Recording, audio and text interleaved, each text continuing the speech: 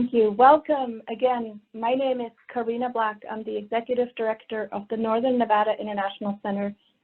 So excited to have Liz Schrayer, the President and CEO of the US Global Leadership Coalition, with us today.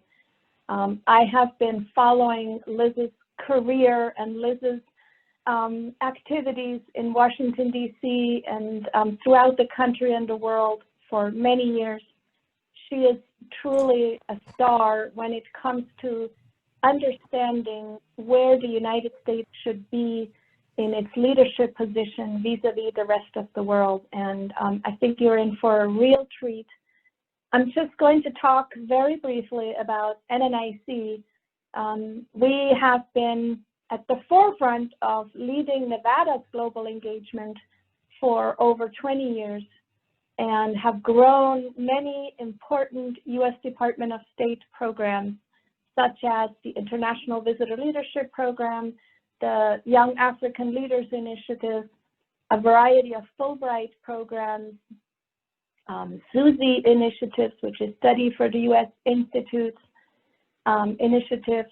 We also run a language bank, so we provide critical interpretation and translation skills and activities in the entire state of Nevada, in schools, in the courts, and for many private businesses that are coming to our state, making it so much more global these days.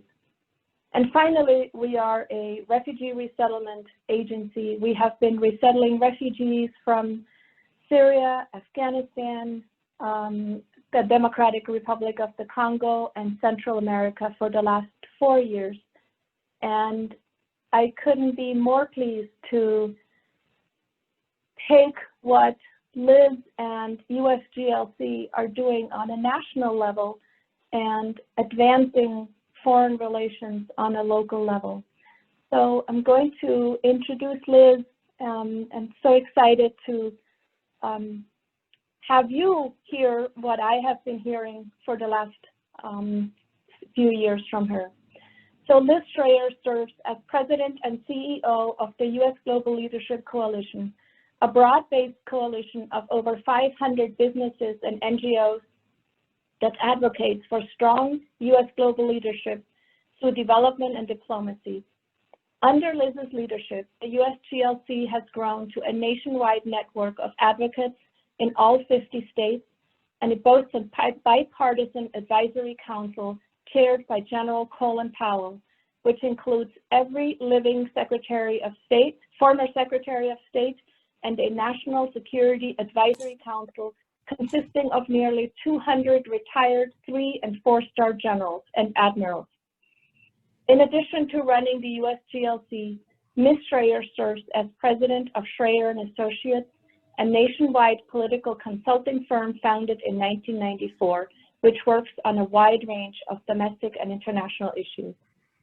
Ms. Schrayer is a member of the Council on Foreign Relations and currently serves on USAID's Advisory Committee on Voluntary Foreign Aid, as well as several advisory boards and committees for the University of Michigan, including the Ford School of Public Policy. Prior to starting her own firm, Ms. Schrayer served as the National Political Director of Aipac for more than a decade. She worked on Capitol Hill, founding the Congressional Human Rights Caucus in state government. She has traveled across the country organizing citizen advocates in every state.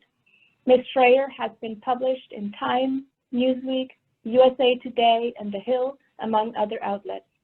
She has a bachelor's degree from the University of Michigan and resides in Maryland with her husband, Jeff Schwaber, an attorney who helped launch the Washington Legal Clinic for the Homeless.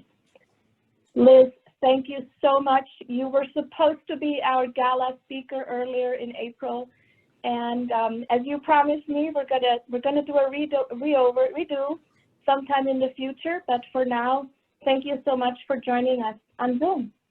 I'm so delighted to be here, Karina, and I promise, and we can all admit, it would be much more fun doing a gala in person. So you've got my commitment. I will be there.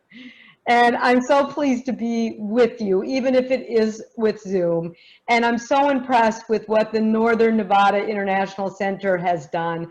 I'm grateful for your leadership, not just as advocates, but for doers. I mean, the citizen diplomacy is inspiring. What you have been doing in terms of your exchange programs from Algeria to Kenya to the Mandela program, YALI, Fulbright, and of course, what we were just talking about, your role in refugee resettlement. So if we weren't in Zoom, I would stand up and give you all a standing ovation. So thank you for what you do.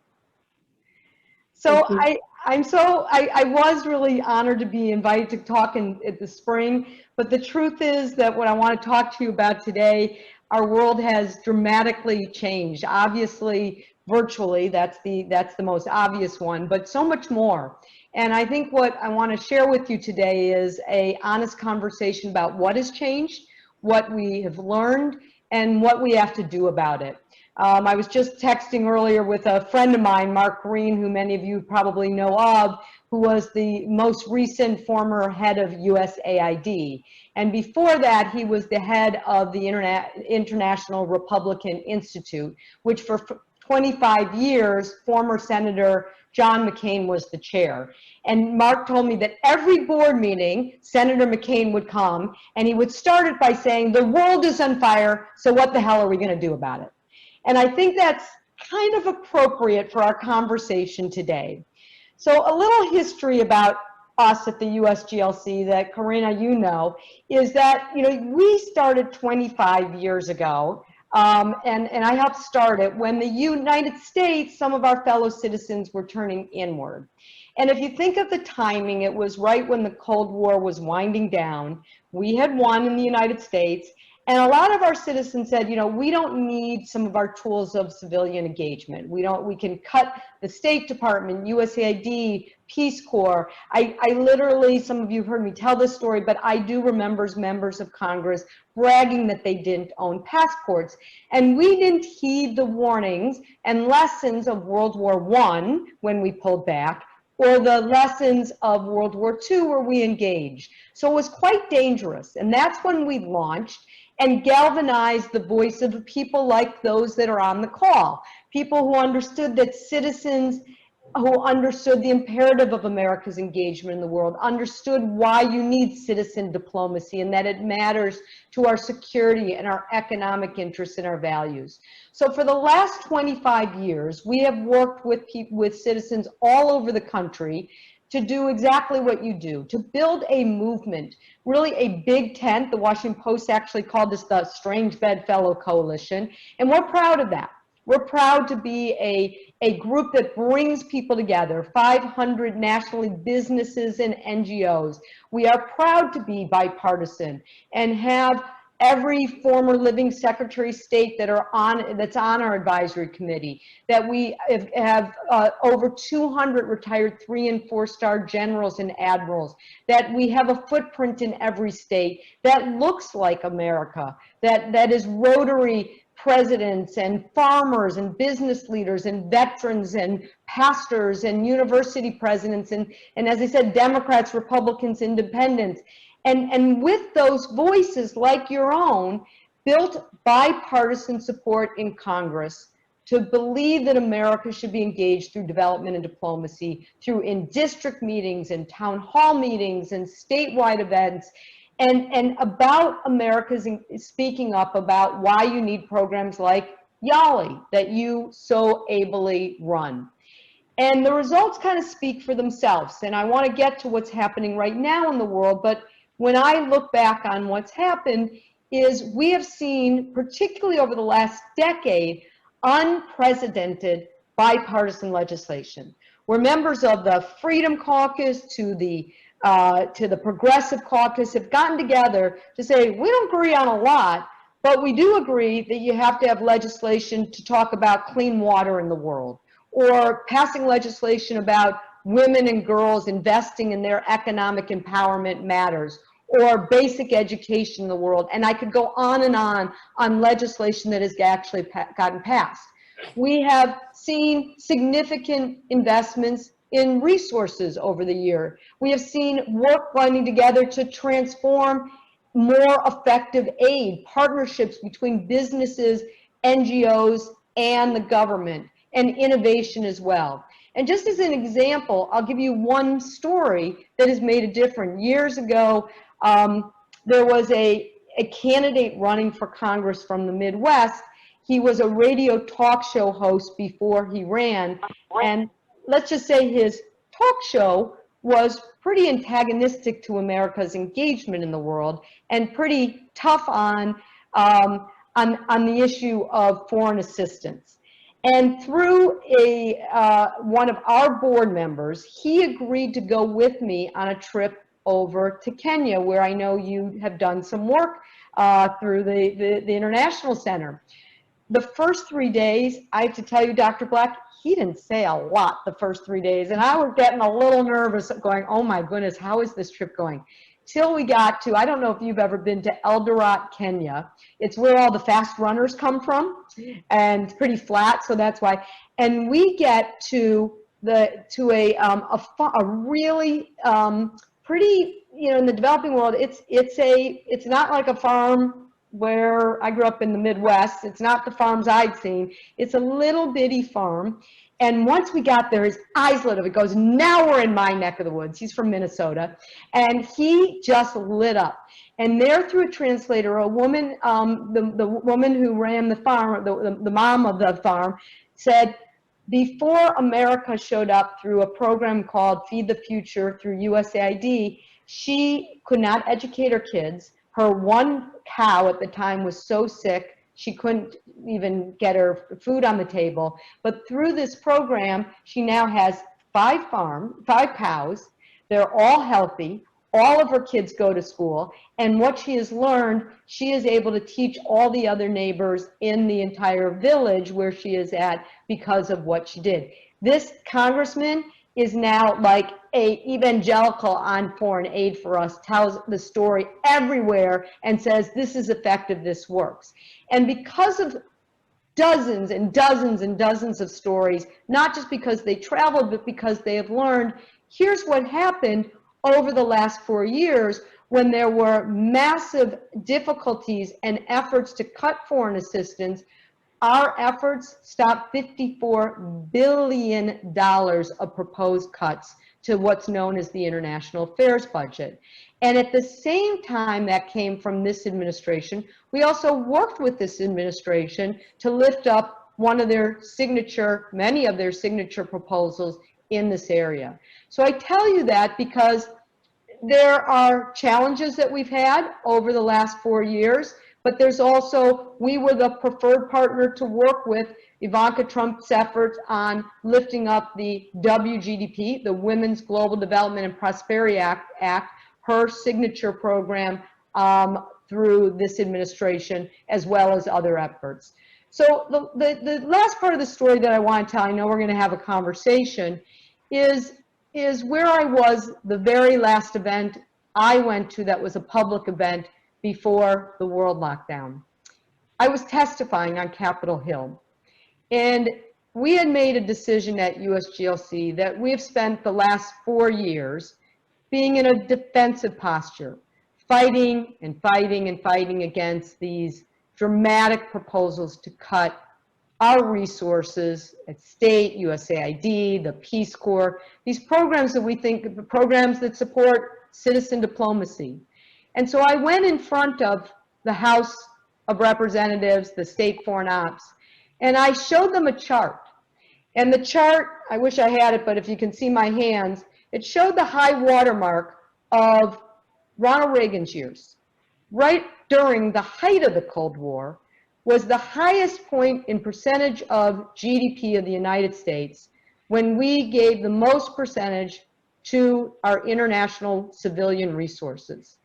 And since the last 40 years, we have cut in half, literally in half, what we spend on those same resources.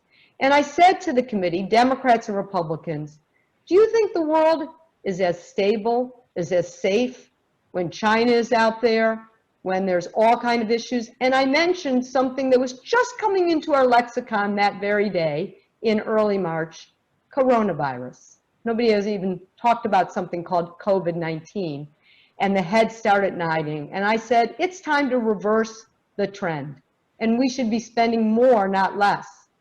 That afternoon, Congress locked down and is never fully opened. So what I share with you is we have to learn from that moment that we need to be investing more, not less, because what you know, taking an old adage from your own home state, is that what happens in Vegas stays in Vegas. Well, what happens when it comes to a infectious virus doesn't stay in small villages across the world. It only took 36 hours for it to move from one end of the world to another. So we may have been founded as an organization when this country turned inward, but there has been an awakening in this country that the world is so completely interconnected. So the USGLC has jumped in, all in. We are hosting town hall meetings after town hall meetings with members of Congress virtually, and they have a big appetite for it. Every time I'm hosting a member of Congress with their constituents, the first thing I show them is, I don't know how many of you have seen Bill Gates did a TED Talk in 2015, 5 years from now. And what he shows is, he says, you know what our biggest threat is? He says, it's not a nuclear bomb. Our biggest threat is an infectious disease, a microbe that could come across the world, a global health pandemic. And I say to the congressman after I show him this about 1 minute clip, why didn't we invest? Did we not have the political will? Because we have the science know-how, and the reality is that I make them a little uncomfortable, but the reality is that we need to have the political will to invest in citizen diplomacy, global health security, climate and energy, and humanitarian and refugees, and all these issues that really impact our health and security and stability. COVID has exposed the realities of the stakes in front of us. The Gates Foundation recently put out a report when the UN General Assembly met, and they said in 25 weeks of COVID, we lost the progress of 25 years of vaccine for children. The World Food Aid Day was Friday of last week. The first email in my inbox on Friday said that the UN estimates that the food needs of this year because of COVID may increase by 86% from pre-pandemic levels. So we know that the exposure of the stakes, now that we see what's happening in the world, have only increased. So the question is, do we have not only the political will, but I'll also add, do we have the political clout? There are enormous needs in this country today because of the health and economic impact of COVID. But a global pandemic requires a global response. Right now, there have been critical, important $1 trillion of response that we have provided, rightfully so, to the American public. But I don't know how you solve a global pandemic without making sure we also invest in needed areas across the world. To date, we have invested equal to what we did in Ebola for 3 countries. So we're working real hard to make sure that we also make the case that we need to invest in health, fragile and weak systems overseas, because we could get everything right here, which we're not, and it will come back to our doorsteps. I have talked to more members of Congress on their cell phones in the last few months than I have in my entire 3 decades working in Washington. And they get it. They do. And they've been amazing at helping. But it's really hard in the midst of a domestic health and economic crisis and a very harsh political environment, which means we have to up our game. So that means we need you to all help us in being a voice and helping make sure we make the case. So I will look to all of you to help us do that. In the short term, we're going to keep making the case of why we need resources in these supplementals and the regular appropriations. We're going to continue to reach out in our town hall meetings and our virtual in-district conversations. We especially reach out to those hard-to-get members of Congress in the hard-to-get reaches. Virtual makes it a little easier. Just last week, I was in 3 cities in one day, which you can do when you do it virtually. We have this year are going to have met with over 300 candidates running for office. So on election day, there will be no surprises. And in the long run, and this is my last thought, is eventually we have to reinvigorate a new era of U.S. global engagement. My friend Richard Haas, who is the president of the Council of Foreign Relations, wrote a very important piece this summer in Foreign Affairs. And he said, we, and the we is kind of the greater internationalists, took for granted that everyone, meaning our fellow citizens, kind of understood that what we gained from the, quote, liberal international order, which most people kind of say, what is that? But meaning that we missed the point of explaining what did it mean to engage with the world.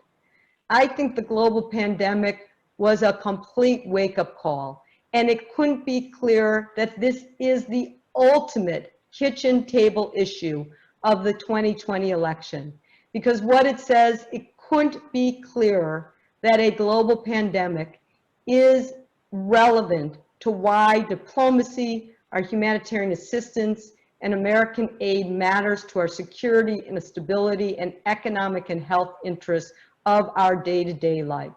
So we're going to be out there listening, not just talking.